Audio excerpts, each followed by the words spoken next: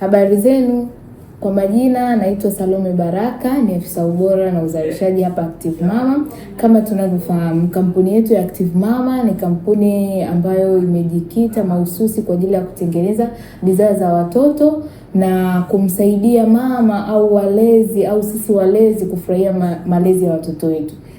Leo tutaendelea pale tulikoishia. Mara ya kwanza tulijifunza hatua mbalimbali za ujauzito na tulisema kuna hatua kuu 3. Kwa hiyo leo tutazungumzia changamoto ambazo mama mjamzito anakutana nazo na baadhi ya vitu anavyotakiwa kuvifanya pale anapokutana na hizi hali mbalimbali anazokutana nazo. Na pia hali hizi ambazo mama mjamzito anaweza kukutana nazo kipindi cha ujauzito wake sio hali ngeni sana, ni hali za kawaida, lakini ni vitu muhimu ambavyo mama ni muhimu avifahamu. Kwa hiyo pale anapokuwa mjamzito au anapokuwa katika hali ya ujauzito, asishangae wala asiogope. Jambo la kwanza ambalo mama mjamzito anaweza akakutana nalo kipindi cha ujauzito wake ni hali ya kupata haja ndogo mara kwa mara. Na jambo hili mama mjamzito anapokutana nalo ni jambo la kawaida kabisa, na haimzuii mama kutokunywa maji, kwamba akiogopa ile hali ya kwenda msalani au kwenda kujisaidia mara kwa mara. Hali hii inatokea pale ambapo mtoto anakiwa tumboni kwa mama, anavyoendelea kukua, anavyoendelea kujiumba, kuna baadhi ya viungo vilivyo katika eneo la tumbo vinasogezwa chini. Yaani ni kama vinagandamizwa, ni kama vinakuwa displaced, vinasogezwa kutoka sehemu yake ya kawaida na kuhamia sehemu nyingine. Mojawapo ya kiungo kinachosogezwa au kinachokuwa kina uzito juu yake kutokana na ukuaji wa mtoto ni kibofu kinachotunza mkojo.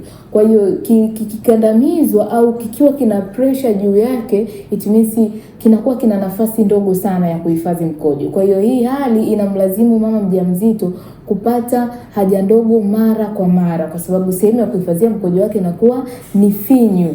Kwa hiyo itamlazimu mama kila baada anapokunywa maji, kila baada ya muda fulani anakuwa anapata haja ya kwenda kujisaidia. Kwa ujauzito ambao una umri mdogo au ujauzito unaoanza ile wiki ya kwanza mpaka wiki ya 12, hii hali ya kupata mkojo mara kwa mara inatokea hasa kipindi cha usiku.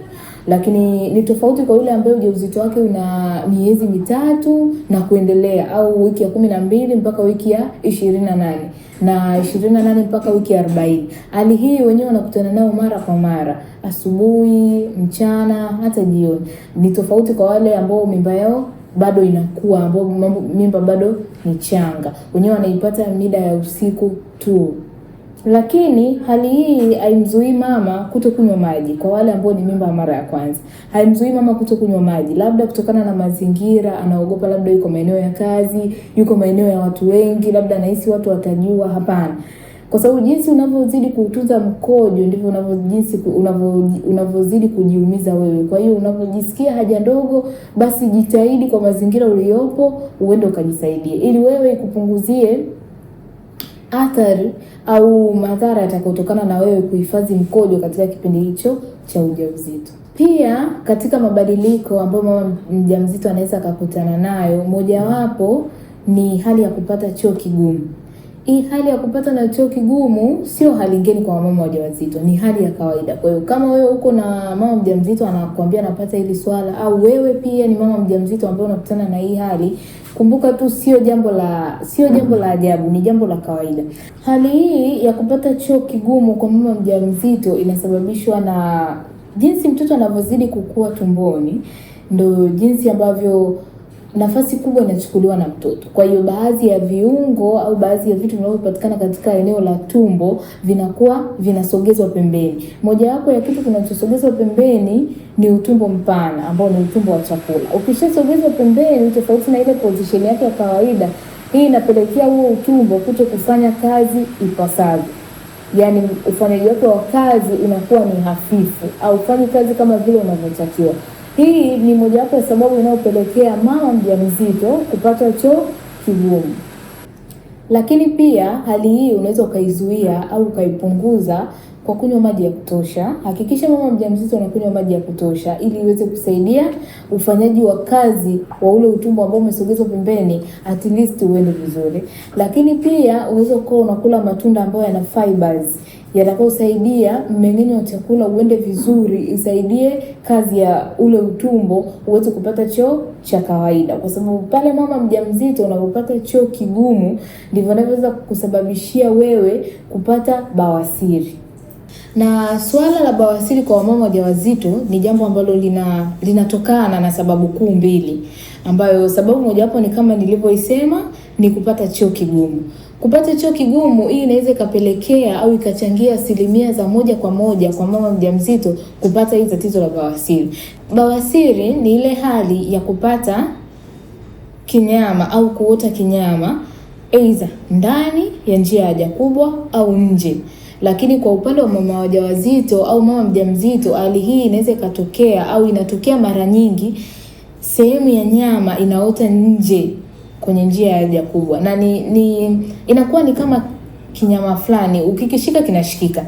Na hii inasababishwa na nini? Mojawapo ya sababu ambayo inaweza kusababisha bawasiri ni hiyo hali ya kupata choo kigumu, kwa sababu ule muda ambao mama anakuwa ameenda chooni, anakuwa anajikaza ili aweze kutoa choo, inasababisha au inasukuma baadhi ya mishipa ambayo iko pale, ikishatoka nje inashindwa kurudi ndani, hivyo inatengeneza kama nyama pale nje, ambao sasa ikishaota pale nyama ndio tunaita nini? Tunaita bawasiri. Lakini pia sio kupata choo kigumu tu peke yake inaweza kusababisha mama mjamzito akapata bawasiri, lakini pia tunasema uzito unaokuwepo katikati ya njia ya haja ndogo na njia ya haja kubwa.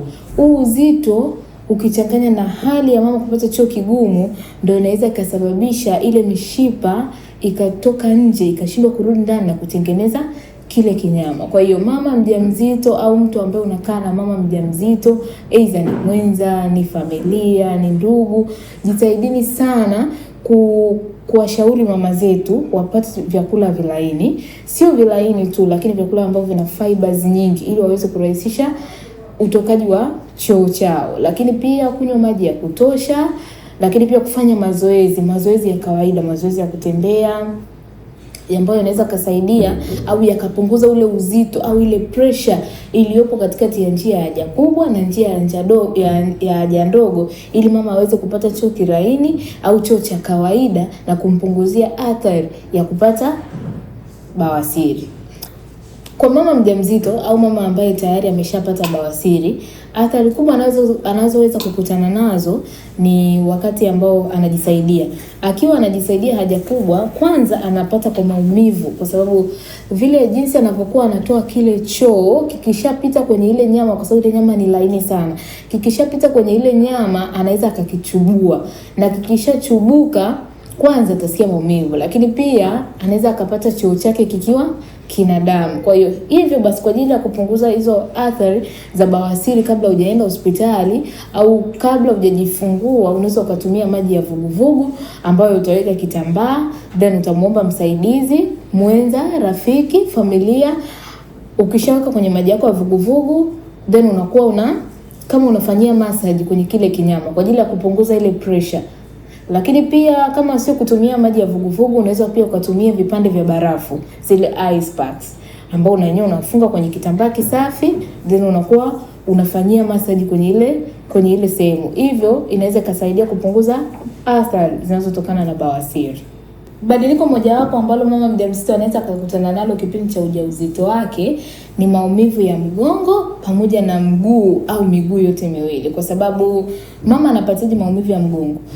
Jinsi mtoto anavyozidi kukua ndivyo mama anavyoshindwa kulala na mgongo. Kwa hiyo hivyo basi inamlazimu yeye kulala na ubavu wa kushoto.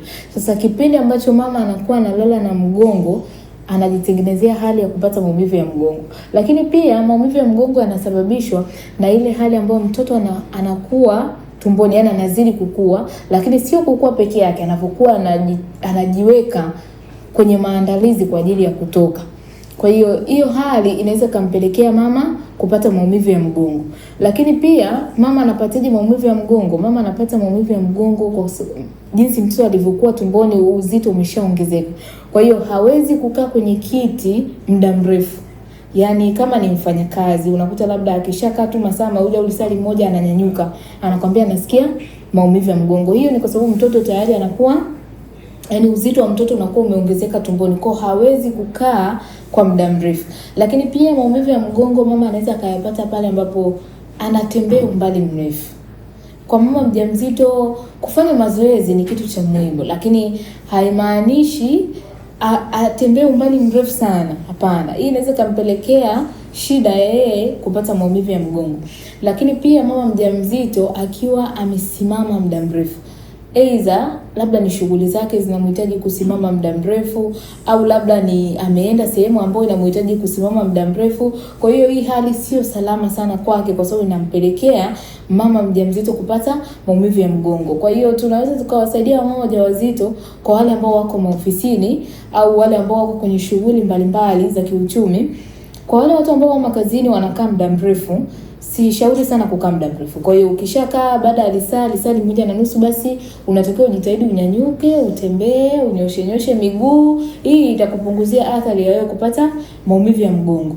Lakini pia kwa wale mama ambao wako kwenye shughuli mbalimbali ambazo zinawahitaji kusimama, kipindi ambacho uko katika shughuli zako, basi jitahidi kuangalia afya yako wewe na afya yako ya mtoto, kwa sababu wewe unapopata maumivu ya mgongo si salama sana kwa ajili ya mtoto wako.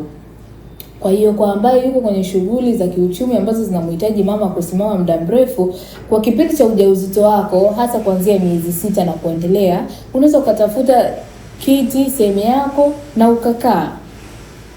Lakini pia kwa yule mama ambaye anatembea umbali mrefu, aidha kwa ajili ya shughuli za kiuchumi au kwa ajili ya shughuli yoyote ambayo inamhitaji yeye kufanya, si shauri sana, ni bora ukarahisisha kwa njia ya kutumia usafiri ili kuwa salama wewe, kulinda afya yako wewe na afya ya mtoto. Kwa sababu wewe mama, jinsi unavyozidi kuchoka inamaanisha unamchosha zaidi mtoto aliyoko tumboni. Na ile wewe hali ya kukaa na kupata maumivu ya mgongo inamaanisha hata mtoto ambaye yuko tumboni anakuwa amekaa kwenye hali ya kumkunja. Na ndio maana ile ukikaa muda mrefu unasikia maumivu ya mgongo, lakini ukinyanyuka ukitembea unajiona uko sawa. Lakini pia mama mjamzito anaweza akapatwa na hali ya maumivu ya mguu, aidha mguu wa kushoto au mguu wa kulia au miguu yote miwili. Na hii hali wanakutana nayo mama wengi, inatokana na mtoto anavyozidi kukua tumboni, na mtoto akishakuwa tumboni anakuwa anajiweka kwenye hali au anakuwa anajiandaa, tunasema positioning, kwa ajili ya kutoka nje au kwa ajili ya kuzaliwa. Kwa hiyo kile kitendo cha mtoto kugeuka na kubadilisha staili ya ukaaji wake inaweza kumsababishia mama mjamzito kupata maumivu ya miguu, kwa sababu mtoto anakuwa ameelekeza kichwa chini. Sasa inapotokea mtoto akasogea kidogo, akaweka kichwa maeneo ya mguu, maeneo ya nyonga ya upande wa kushoto, tunasema kwenye mguu wa kushoto, ndio pale mama anapata maumivu ya mguu wa kushoto. Hayo maumivu yakizidi kwa mama mjamzito, ni vyema ukamwona daktari, kwa sababu mtoto kama amekaa sehemu ambayo sio sahihi itakuletea wewe shida, lakini pia hata wakati wa kujifungua inaweza ikawa ni shida. Kwa hiyo mama mjamzito kuwa na hali ya kupata maumivu ya miguu ni jambo la kawaida, kwa sababu mtoto anakuwa anajiandaa kwa ajili ya kutoka. Lakini hayo ni maumivu ya kawaida, ila yale maumivu, hasa maumivu makali ya mguu mmoja, hasa mguu wa kushoto, basi jua tayari mtoto anakuwa ameelekeza uzito wake unakuwa uko upande mmoja. Kwa hiyo wewe mama inakuwa unapata maumivu ya mguu. Kwa hiyo ukiona unapata maumivu makali ya miguu au ya mguu, hakikisha unaenda kumuona daktari kwa ajili ya afya yako wewe mama na afya ya mtoto wako. Badiliko lingine ambalo mama mjamzito anaweza akakutana nalo kipindi cha ujauzito wake ni mabadiliko ya ngozi, au tunasema skin changes. Hii inatokana na nini? Hii inatokana na pale ambapo mwili wa mama ukisha sense kwamba mama ana ujauzito, au kuna kiumbe kinajitengeneza tumboni, au kuna kiumbe kinakuwa tumboni, kuna uzalishaji mwingi kuliko kawaida wa hormones, ambayo hizi hormones zinavyokuwa nyingi mwilini, hasa kwenye mwili wa mama mjamzito, zinapelekea ngozi yake kubadilika. Na ngozi ya mama kubadilika sio kwamba tu itatoka kuwa ngozi nzuri na kuwa ngozi mbaya, hapana. Lakini pia inaweza kutoka kwenye ngozi ya kawaida na ikang'aa, tunasema ikaglow. Lakini wengi wanakutana na hii changamoto ya kwamba alikuwa na oil skin au ngozi yenye mafuta au ngozi ya kawaida ambayo ni normal skin, lakini anajikuta ameshahamia kwenye dry skin. Hii yote inapelekea au inatokana na huo uzalishaji wa nini, wa hormones. Lakini pia unakuta mama alikuwa na normal skin, lakini anajikuta amehamia kwenye ngozi ambayo anapata chunusi, anapata vipele. Yote hii inatokana na nini, na mabadiliko ya hormones. Lakini pia kama nilivyosema, mama anaweza kaa yuko kwenye skin ya kawaida au tunasema ngozi ya kawaida, lakini akajikuta amehamia kwenye ngozi ambayo inang'aa zaidi. Na imani ya watu wengi wanasema kwamba ukiwa ngozi yako iking'aa unapata mtoto wa kike, ama ngozi yako sio ikiwa na chunusi ukiwa hivi unapata mtoto wa kiume. Hapana, hizo ni imani tu, na wengi wameamini hivyo, na kuna baadhi ya watu kweli matokeo yamekuwa hivyo, lakini mabadiliko ya ngozi hayawezi kutabiri jinsia ya mtoto unayemtarajia. Lakini pia kwenye pointi hiyo hiyo ya mabadiliko ya ngozi, sio kwamba ni ngozi tu ya mwili ambayo inakutana na mabadiliko. Sio ngozi ya uso tu inayokutana na mabadiliko, lakini pia hata ngozi ya mwili inakutana na mabadiliko. Kwa sababu mama anapokuwa mjamzito, sio kwamba tu ni hormones zinakuwa zinazalishwa kwa wingi, lakini pia ngozi ya mama inatanuka. Kwa sababu mwili wake tayari unakuwa una sense, baadhi ya viungo vyake vinakuwa vinatanuka vikijiandaa kwa kuwa yule mtu anakuwa mzazi. Kwa hiyo unakuta mtu labda alikuwa na mwili wa kawaida, lakini unakuta mwili wake unajiachia, ananenepa. Lakini kwa ngozi ya tumbo, kwa sababu hilo ndio eneo ambalo mtoto ametengeneza makazi yake au nyumba yake, kwa hiyo ile ngozi ya tumbo inakuwa inatanuka kwa spidi, au tunasema inatanuka kuliko kawaida yake. Hivyo basi inapelekea ile ngozi kupata mipasuko, ambao kwa jina maarufu tunaita stretch marks au michirizi. Kwa hiyo unakuta kipindi ambacho mama amefikia ujauzito kuanzia miezi 5, miezi 6 na kuendelea, wamama wengi ndipo wanapokutana na hii hali, au wanakutana na ile mipasuko ya ngozi ya tumbo, kwa sababu ile eneo ndio mtoto ambapo anaishi. Kwa hiyo jinsi mtoto anavyozidi kukua, jinsi ambavyo nyumba yake inazidi kutanuka, ngozi ya mama pia inakuwa inatanuka kuliko kawaida. Kwa hiyo inashindwa kuhimili ile mipasuko, inajikuta inatengeneza mistari ambayo tunasema ndio ile michirizi. Na mama mjamzito sio kwamba anapata michirizi tu kwenye maeneo ya tumbo. Kuna watu wengi wanapata michirizi maeneo ya tumbo, lakini pia kuna baadhi ya wamama wanapata michirizi maeneo ya mapaja, hapa katikati ya mapaja. Kuna watu ambao wanapata michirizi hapa baada ya kiuno, maeneo ya juu kidogo, maeneo haya. Lakini kuna mama wanapata hiyo hali. Mama pia anaweza akapata hiyo mipasuko ya ngozi kwenye sehemu yake ya makalio.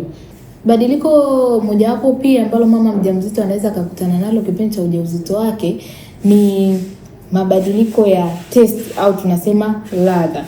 Yaani mama anabadilisha taste ya chakula. Pale mama mjamzito unakuta kwa wale mimba ambao inaanza, wengi wanakutanaga na hii hali sana. Unakuta anakuwa ni mtu wa kubagua sana vyakula. Yaani unakuta hataki chakula ambacho hataki vyakula vya mafuta, mwingine anakuwa hali ugali, mwingine anakuwa hali nyama. Kuna kila mtu na staili yake. Kwa hiyo hii hali ni ya kawaida kwa mama mjamzito, wala sio jambo la kushangaza, lakini mara nyingi wanakutana nalo mama wajawazito ambao mimba inaanzia wiki ya kwanza mpaka wiki ya 12, ambao ni ile miezi 3 ya mwanzo. Lakini pale anapoingia kipindi cha pili ambacho ni wiki ya 12 mpaka 28 na kuendelea, hali ya kawaida inaanza kurejea. Ndio pale unakuta mama mimba ikiwa changa au ikiwa ndogo sana, wengine wanapoteza hamu ya kula kabisa. Yaani anakuwa hawezi kula kitu chochote, akila anatapika, ni hawezi kukaa na chakula muda mrefu. Wengine wanapoteza kabisa hamu ya kusikia kula. Kwa hiyo akifika kwenye hichi kipindi cha pili, yale mabadiliko yaliokuwa katika kipindi cha kwanza yanaanza kupungua.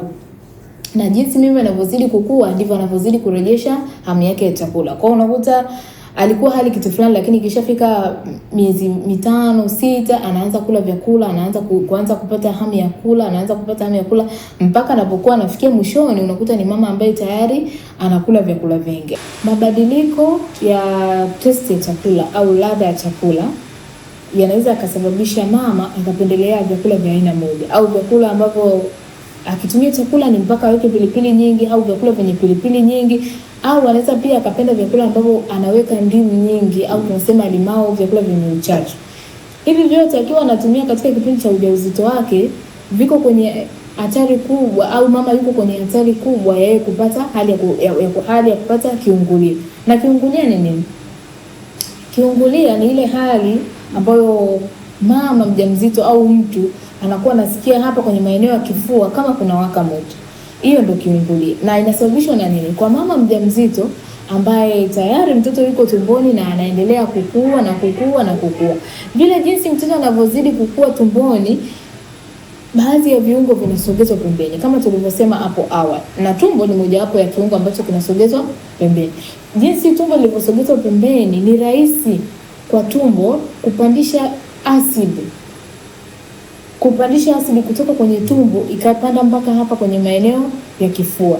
Na hii ikishafika hapa kwenye maeneo ya kifua ndio ile hali ambayo mama anasikia kiungulia. Lakini pia hii hali ya mama mjamzito kupata kiungulia haisababishi tu na kutumia vyakula vya pilipili, ndimu au limao au vile vyakula vichachu sana. Lakini pia inaweza kachangiwa na ile hali ambayo mama mjamzito amemaliza kula, alafu muda huo akaenda kulala. Na sio kulala tu, akalala na mgongo.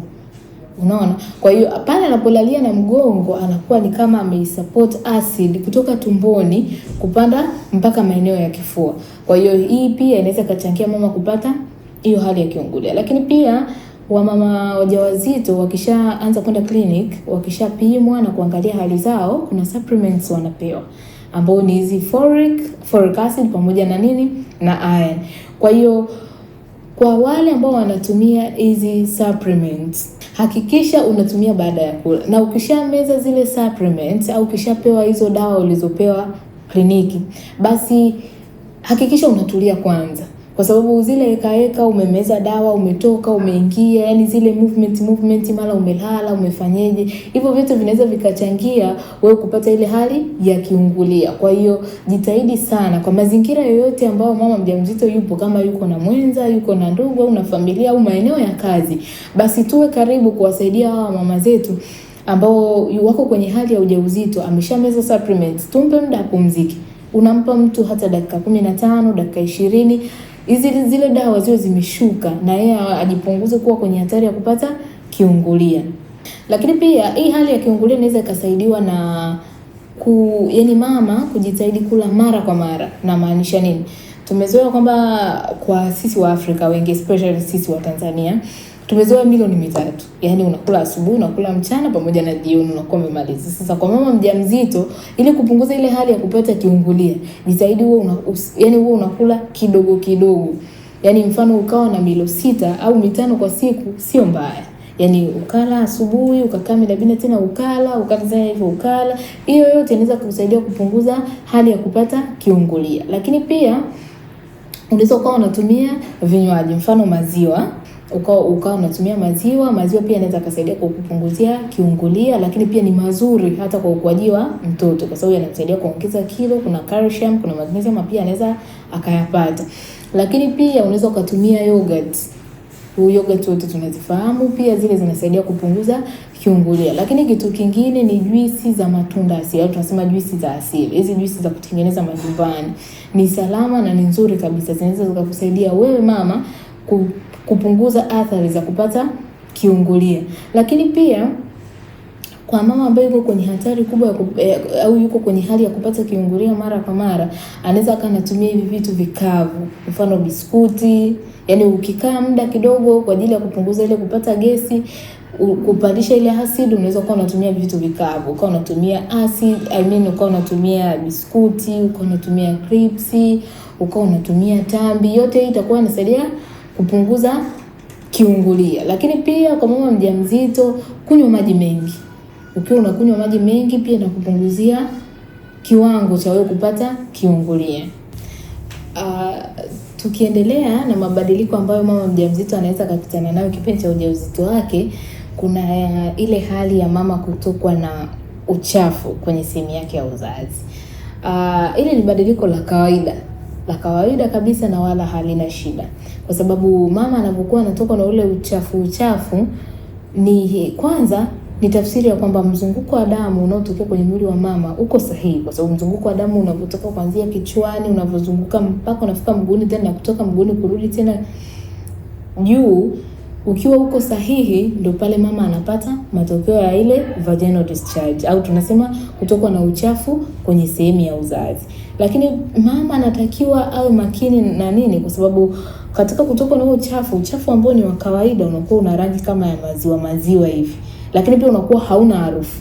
Lakini pale ambapo mama mjamzito unatokwa na uchafu, kwanza unakuwa una rangi kama ya njano, lakini pia unakuwa una harufu kali, lakini pia unakuwa unapata hali ya miwasho katika sehemu zako za siri au sehemu yako ya uzazi. Hiyo ni hatari sana. Unatakiwa uwahi mara moja kwa daktari kwa ajili ya vipimo zaidi.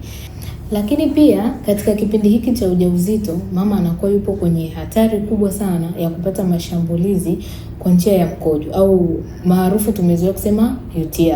Katika hali ya kawaida, mama yoyote au mwanamke yoyote katika hali ya kawaida, anapokuwa kawaida, sehemu yake ya siri au tunasema sehemu ya uzazi inakuwa iko very acidic au ina asidi nyingi, kwa sababu ikiwa ina asidi nyingi au kwa kuwa iko hivyo na asidi nyingi, ndio inafanya kazi ya kulinda ile sehemu. Na inalinda kwa sababu ikiwa katika hiyo hali ya asidi, bakteria wanaoweza kuishambulia ile sehemu wanakuwa hawawezi kuishambulia, kwa sababu wakifika kwenye hicho kiwango cha hiyo acid hawawezi kusurvive tena au hawawezi kuendelea na ule mchakato wao wa uharibifu.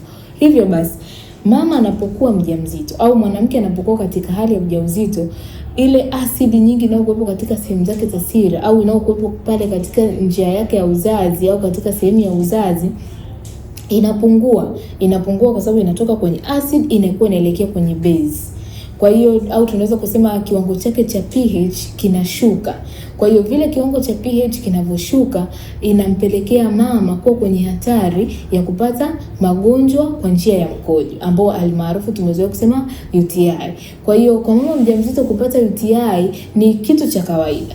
Ni kitu cha kawaida kabisa, na kitu ambacho anatakiwa kukifanya mara kwa mara ni kunywa maji ya kutosha na kukaa mazingira safi. Na kama anatumia choo cha watu wengi, basi anajitahidi kusafisha kila anapoingia na baada ya kutoka. Lakini kama anatumia hata choo cha private, na yenyewe ni muhimu sana kukisafisha kwa sabuni nzuri baada na kabla ya kukitumia. Kwa hiyo kwa mama mjamzito, ukishajiona una dalili za UTI, ni muhimu ukawahi hospitali, kwa sababu kuna ile UTI ya kawaida, lakini ukiona mpaka unafikia tu unapata mkojo kwa maumivu au unapata haja ndogo, unajisaidia haja ndogo kwa maumivu sana, kitu unachotakiwa kukifanya ni kwenda hospitali ili uweze kutibiwa kitaalamu zaidi. Badiliko mojawapo katika mabadiliko mengi ambayo tumeongelea, lakini pia kuna badiliko ambalo mama mjamzito anaweza kukutana nalo katika kipindi chake cha ujauzito. Na badiliko hili ni ile hali ya matiti ya mama yanakuwa. Ukiacha kukua yanajaa. Na yanajaa kwa sababu gani? Yanajaa pale ambapo mama akishakuwa mjamzito, mwili wake una sense kwamba kuna mtoto anajitengeneza tumboni. Kwa hiyo zile hormones ambazo kazi yake ni kutengeneza maziwa tayari zinaanza kujitengeneza, lakini sio kujitengeneza peke yake, zinaanza pia kutengeneza maziwa. Kwa hiyo ndio pale ambapo mama, jinsi mimba inavyozidi kukua au jinsi mtoto anavyozidi kukua, ndivyo hivyo na matiti yanazidi kuongezeka au yanazidi kujaa. Lakini pia na ndio maana mama baada ya kujifungua, sio kwamba maziwa yanaanza kujitengeneza pale, hapana. Maziwa yanakuwa ni mchakato wa muda mrefu. Kwa jinsi mtoto anavyozidi kukua, ndivyo na maziwa yake yanavyozidi kujitengeneza kwenye kifua cha mama. Kwa hiyo pale ambapo mama unajifungua, mtoto wako anapoanza kunyonya, sio kwamba ni maziwa siku hiyo, hapana. Lakini anakuwa ni maziwa ambayo yameshaanza tangu muda mrefu. Lakini pia kitu kingine ambacho mama anakutana nacho katika hili badiliko au katika hali ya matiti ya mama kukua, kama tunavyofahamu matiti yanakuwa kuna sehemu nyeusi iko hapa maeneo haya. Na hiyo sehemu mama anapokuwa mjamzito ile duara inang'aa. Yaani inang'aa, na ukiacha kung'aa yani inakuwa inaonekana, inakuwa kama ni nyeusi, inakuwa ni nyeusi sana. Lakini pia zile chuchu au tunasema nipples zinakuwa zimechongoka, yani zinakuwa zimeshajiweka kwenye mazingira ya kwamba zitanyonywa, na ndio maana zinakuwa mara nyingi tunaweza kusema zinakuwa sensitive. Kwa sababu zinakuwa ziko tayari, yani zimeshajiweka kwenye ule utayari kwamba zitafanyaje, ziko tayari kwa ajili ya kutoa maziwa, na ndio maana zinakuwa vile. Lakini pia kwa wewe mama mjamzito, ikiwa uko kwenye hali hii ya ujauzito, jitahidi sana kula vyakula ambavyo vitachangia au vitachochea uzalishaji wa maziwa mengi kwenye kifua chako au kuchochea uzalishaji wa maziwa kwenye mwili wako. Kwa sababu hii changamoto ya mama baada ya kujifungua, wengine wanakuwa na maziwa machache, wengine wanakosa maziwa.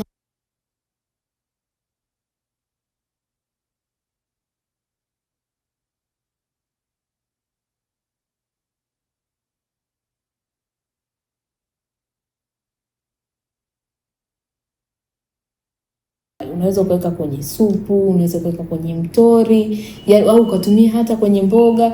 Ili yote itasaidia ule mchakato wa wewe mama kupata maziwa mengi. Lakini kitu kingine cha kuzingatia katika badiliko hili ni kwamba kuna wale mama ambao baada ya kujifungua ndipo wanagundua kwamba wenyewe chuchu zao ziko flat.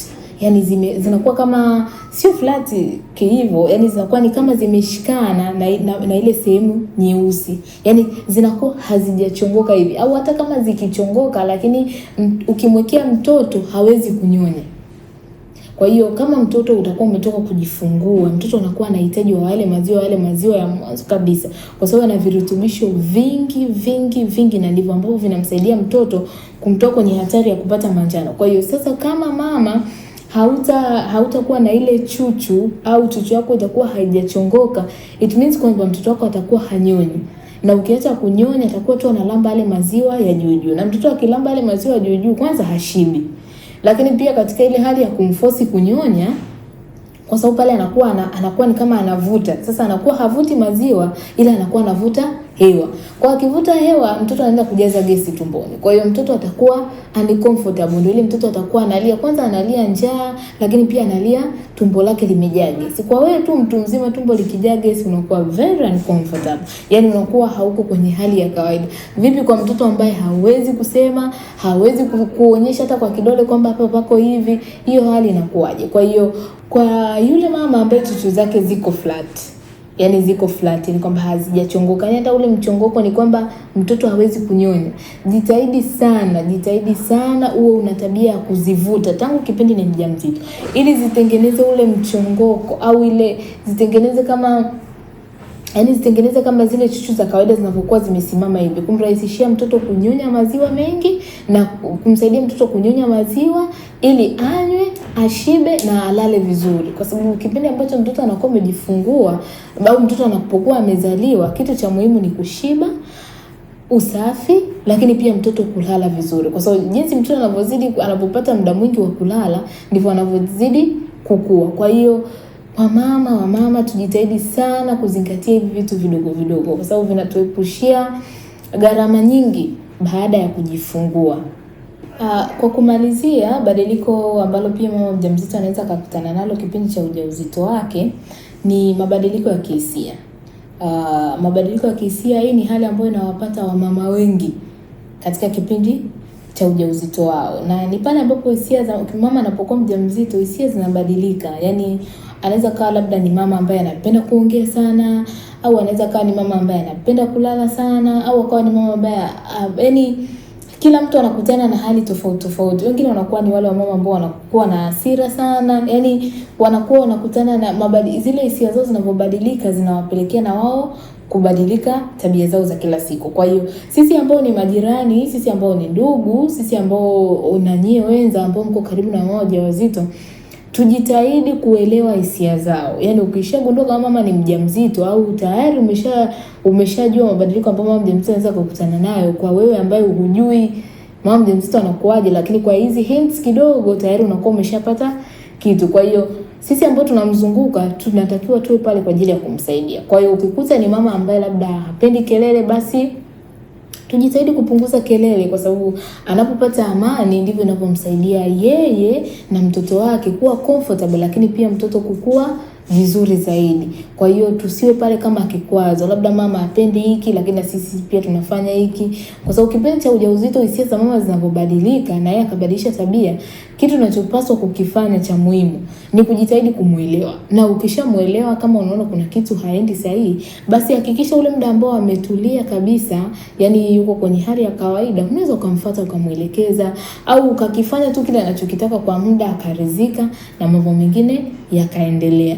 Hii yote itatusaidia sisi au itamsaidia mama mjamzito kufurahia ile safari yake ya ujauzito na kujifungua mtoto salama kabisa. Haya, kwa siku ya leo, asanteni kwa hayo machache ambayo tumejifunza. Asanteni kwa hayo machache ambayo tumejaribu kuelekezana. Mpaka wakati mwingine, karibu Active Mama.